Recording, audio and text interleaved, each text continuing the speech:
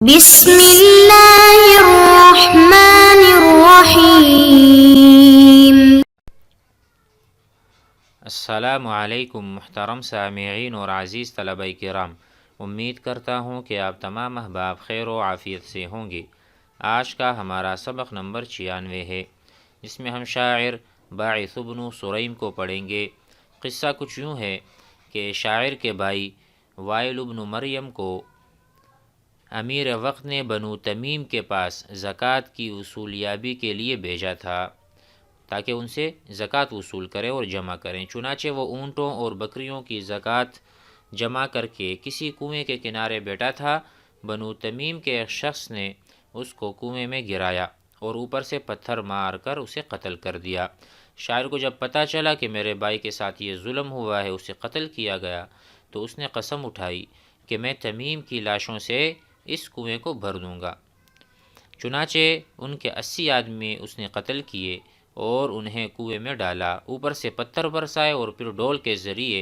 پانی کے بجائے ان کا خون کنویں سے نکالا۔ تو اس کا ذکر شاعر کر رہے ہیں اپنے اشعار میں۔ تو آئیے اشعار پڑھتے ہیں اور اسے سمجھتے ہیں۔ وقال باعث بن سریم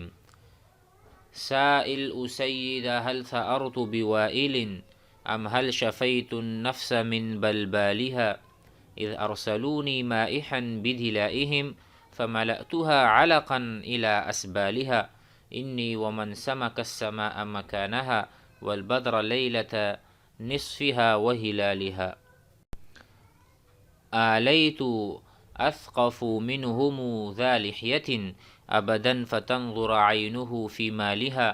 وخمار غانية عقدت برأسها أصلا وكان منشرا بشمالها وعقيلة يسعى عليها قيم متعطرس أبديت عن خلخالها وكتيبة سفع الوجوه بواسل كالأسد حين تذب عن أشبالها قد قدت أول عنفوان رعيلها فلففتها بكتيبة أمثالها۔ شاعر کہتا ہے سائل سوال کرو، سائل پوچھو، اسیدہ سے پوچھو۔ اسید کون ہے؟ بنو اسید، پورے قبیلے سے پوچھو۔ حل ثأرت کیا میں نے بدلہ لے لیا، حل انتقمت کیا میں نے انتقام لے لیا۔ الثأر بدلہ لینا، انتقام لینے کو کہتے ہیں۔ سائل سوال کرو بنو اسید سے، حل ثأرت بوائل، وائل جو میرے بھائی تھے جنہیں قتل کیا گیا ہے، کیا میں نے اس کا بدلہ لے لیا؟ ام یا حل شفیت النفس، یا میں نے اپنے نفس کو شفا دی، اپنے نفس کو میں نے تسلی دی، من بلبالها ای من شدت الغم، بلبال کہتے ہیں شدت غم کو اور اس کی جمع ہے بلابل، تو من بلبالها ای من غمها وہمها وہمومها۔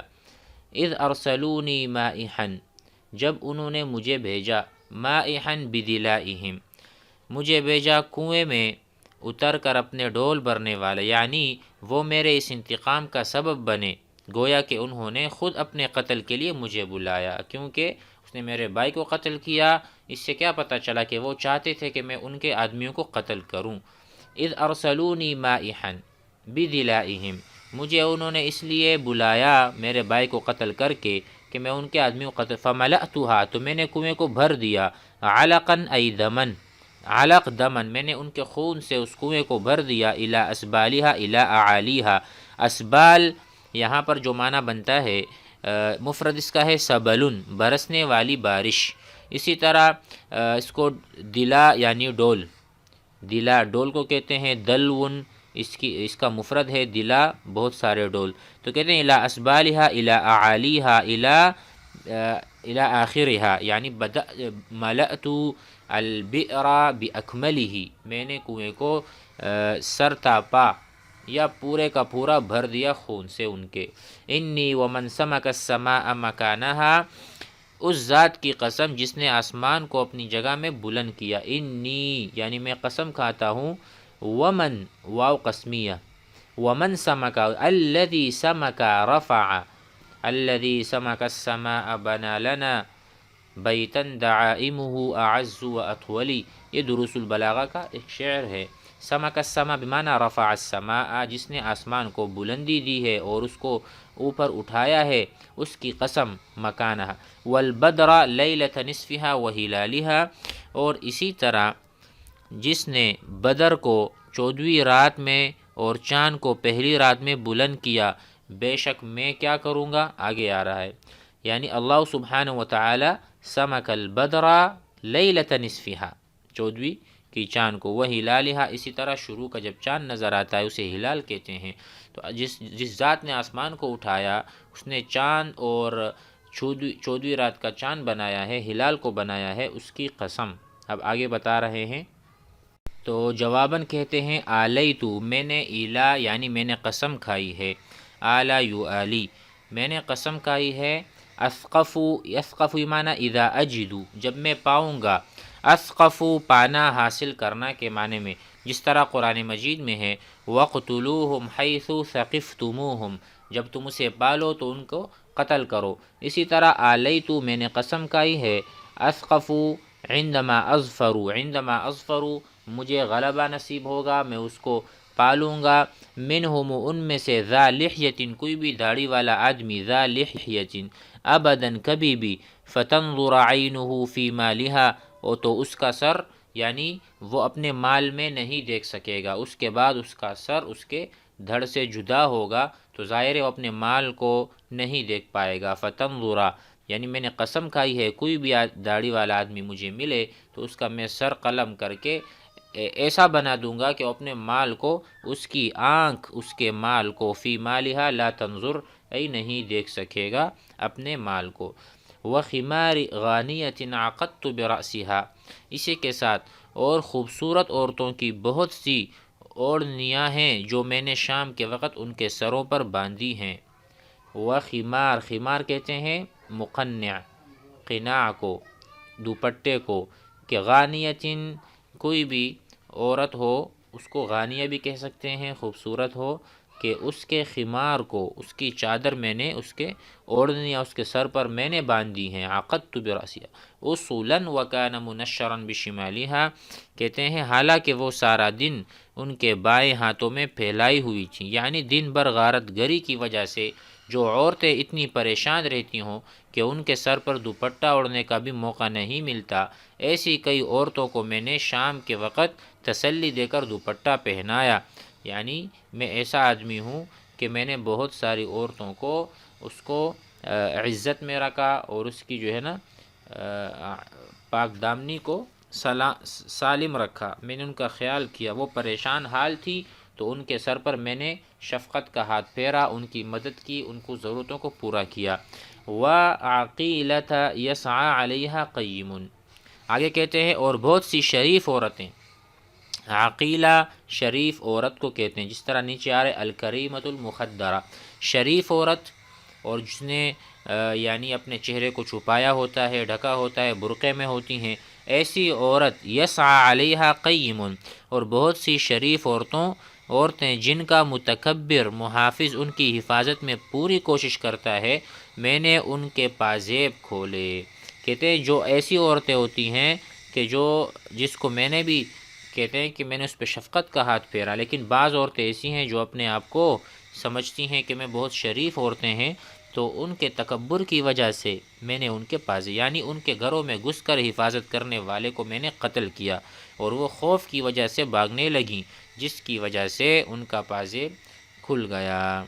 تو اس سے کیا مراد ہے؟ اس سے یہ مراد ہے کہ ایسی عورتوں کا میں نے خیال رکھا ہے، اور میں ایسا آدمی نہیں ہوں، میں شریف آدمی ہوں۔ قیم، جس کا کوئی سردار ہوتا ہے پھر بھی میں نے ان کی مدد کی، ان کا سردار ان کے لیے کچھ نہ کر سکا۔ قیم، ان کے اوپر، یعنی من یقوم بالامر، ای متولی اور منتظم کو کہتے ہیں۔ متغطرس متکبر ابدیت عن خلخالها، میں نے ان کے پازیب کھولے ہیں، یعنی جب ان کے پیچھے کوئی آدمی آتا ہے اور بدماشی کرتا ہے تو وہ دوڑ بھاگتی ہیں، تو ان کے جو پازیب ہیں وہ کھل جاتے ہیں، خلخال پازیب کو کہتے ہیں۔ وَكَتِيبَةٌ صُفْعِ الْوُجُوحِ بِوَاسِلٍ، اس سے مراد ہے اور بہت سے سیاہ چہروں والے۔ کتیبتن، کتیبہ کہتے ہیں جیش کو، یعنی پورے ایک عسکر کو، پورے ایک جماعت کو۔ صفع الوجوہ، سیاہ چہروں والے۔ بواسلن جیسا کہ یہاں پر لکھا ہوا ہے الشدیدہ،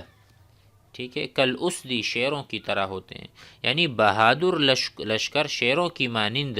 جس وقت شیر اپنے بچوں کا دفاع کرتے ہیں، ایسی ایک جماعت جو کہ کالے چہروں والی بواسل شجاعت کے پیکر کل اسدی شیروں کی طرح حین تذب عن اشبالہا جب کہ شیر اپنے بچوں کی طرف دفاع کرتے ہیں، اپنے بچوں کی دفاع کرنے میں مصروف ہوتے ہیں، ایسی ایک جماعت کے بارے میں یہ کہہ رہے ہیں۔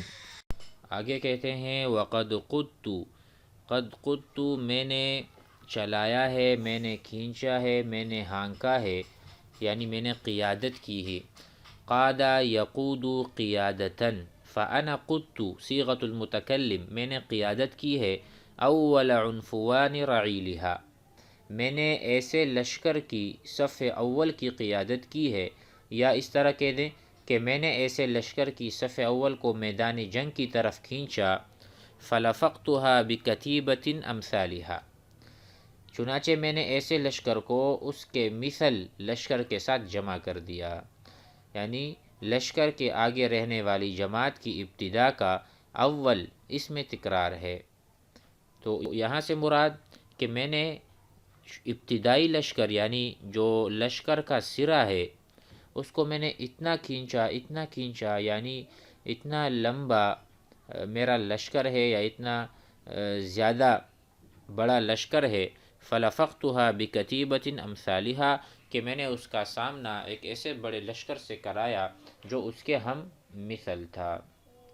امید ہے کہ یہ اشعار آپ حضرات کو سمجھ میں آ گئے ہوں گے۔ والسلام علیکم ورحمۃ اللہ وبرکاتہ، یعنی اس میں اپنی شجاعت کا بیان تھا۔